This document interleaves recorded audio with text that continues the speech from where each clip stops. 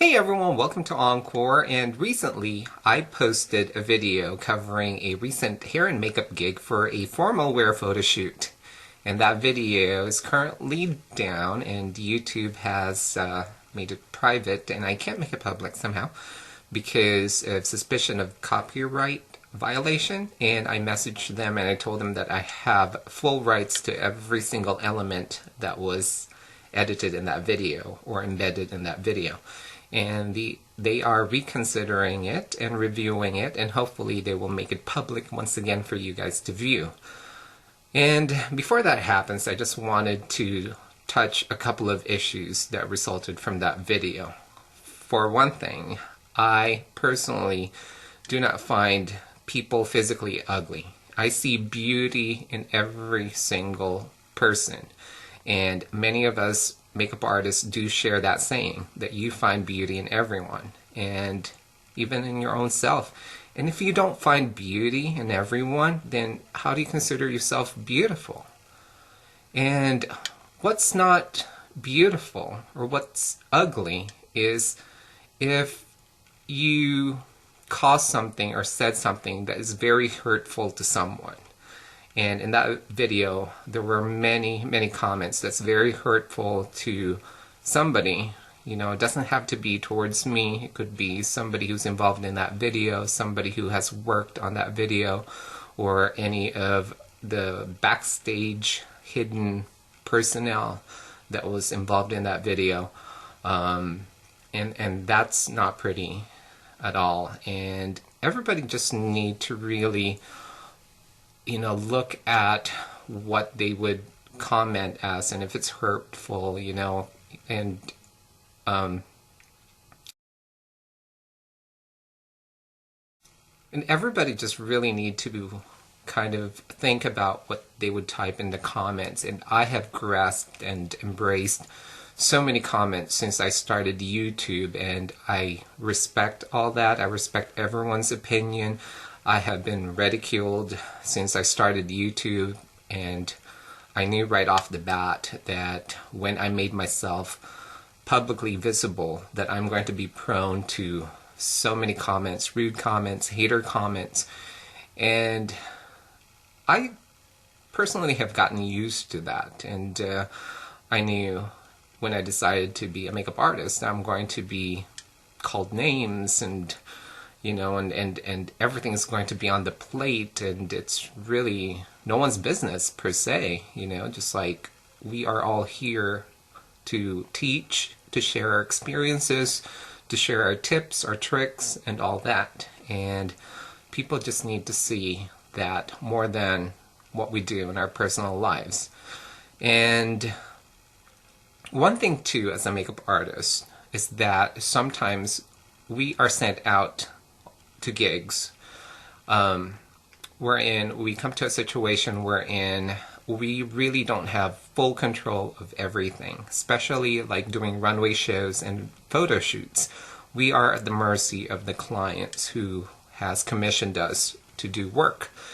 And even though we do our homework, we do our color selection, we kind of paint this picture in our head of what we want this look to look like, where it comes down to, it's still up to our client, to give the final say. And for the most part, that's usually the case, because they have assigned and designated an artistic staff that brainstorm on ideas and pick on the garments that they're going to use and cast the models they're going to use and hire all the other artistic personnel that's going to be involved in that project. And most of them, and most of the time, the clients are specific as to what they want the look to look like, and some of them are really specific that they would give you a name of a color that they wanted, and then there are also certain situations wherein they will just give you a setting or kind of like a painting or something, or like some form of idea that they have in their heads of what they want to see. Sometimes it'll be just like, You know, oh, I want her to look like an English maiden picking heather from an English countryside, you know. And then all of a sudden your like creative juices start pumping and flowing, and you're just like, okay, an English maiden picking heather on an English countryside.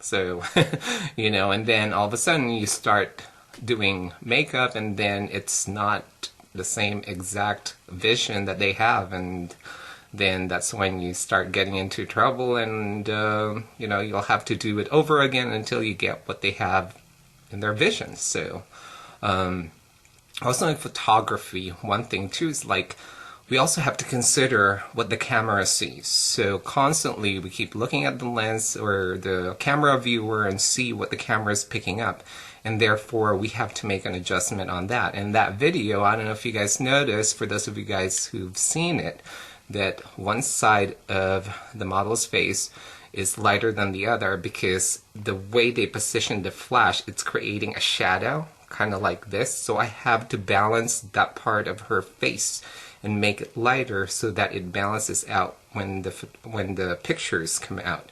So constantly I'm always behind the camera looking at the viewer screen to make sure that everything's balanced. If not, I need to make adjustment. You know, even though her eye makeup is exactly like proportionate, if it doesn't look like that on the camera, I will have to make one bigger and the other one smaller, or vice versa. You know, or yeah. So, you know, you make adjustments as you go, and you constantly just have to look at the camera or look into the camera and see what the lens is picking up. And the main issue really are the comments. Guys, there were so many comments that were left in there that's very, very hurtful, especially towards the model. And the model, guys, if you know her in person, she is just so cheerful. She just lights the room up. She's so fun to be with. I would love to hang out with her like every day because I know I'm not going to be bored, and she was just like so full of life.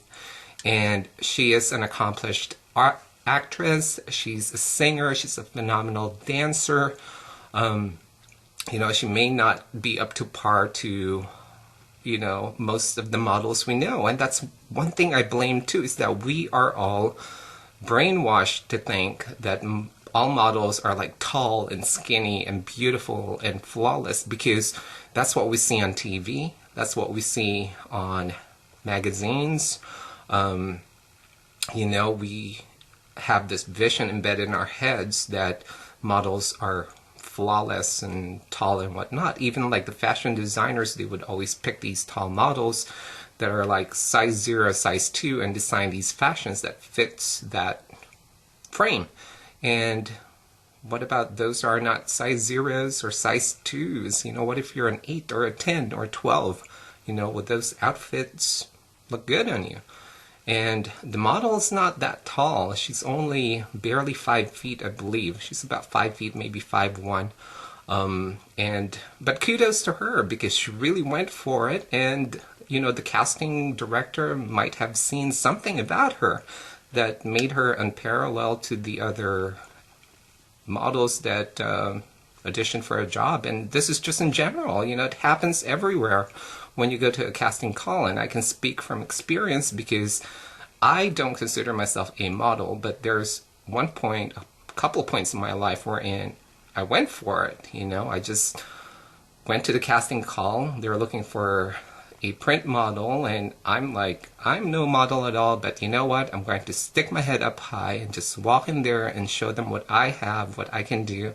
And it's very intimidating to see the other models that are trying out as well, because they're gorgeous and tall and big framed and square jawed and striking features, and just, you know, somebody that just basically jumped out of a cover of a magazine. And I'm just like, wow, I'm so cut. I'm like cut, you know, I'm just gonna go home now. But it's a good thing that I did not do that, and I stuck my head out, because that's what the panel of the auditioners are doing, is to do that for you.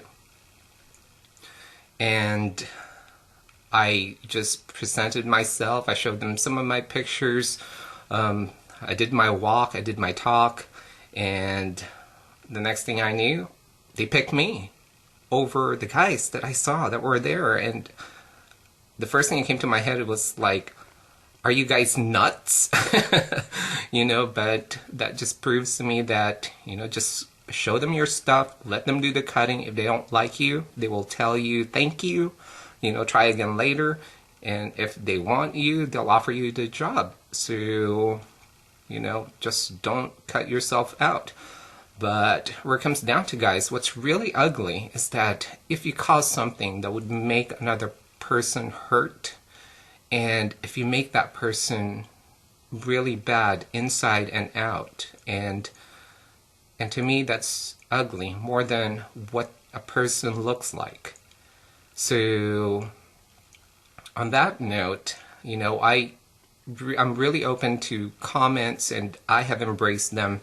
Whether it's a negative comment or a hater comment, I learn from them, I take notes from them, I get inspiration from them, I get motivation from them, and most importantly, I get ideas from them, because that's how I better myself here on YouTube, as well as the materials that I present to you guys are through comments and whatnot. So just be careful, before you type the comment, just to be considerate of others, that you are not hurting someone else. It may not be towards the people that was involved in the video, but also to other readers, because the other readers might, take that negatively, and it's just going to bounce back at you, and you're the one who's going to look ugly. Not in the physical sense, like I said, but just personality, your being, your soul, so that's it. So I'm just going to cross my fingers, and hopefully that video goes up again. But anyway, there's hair demo that I did as well. That's going to be part of that. And then there's a second hair demo for a second look. So hopefully you guys watch those and learn from it and get inspired by them, get ideas from them. And thanks for listening, and until next time, I'll see you guys soon. Bye!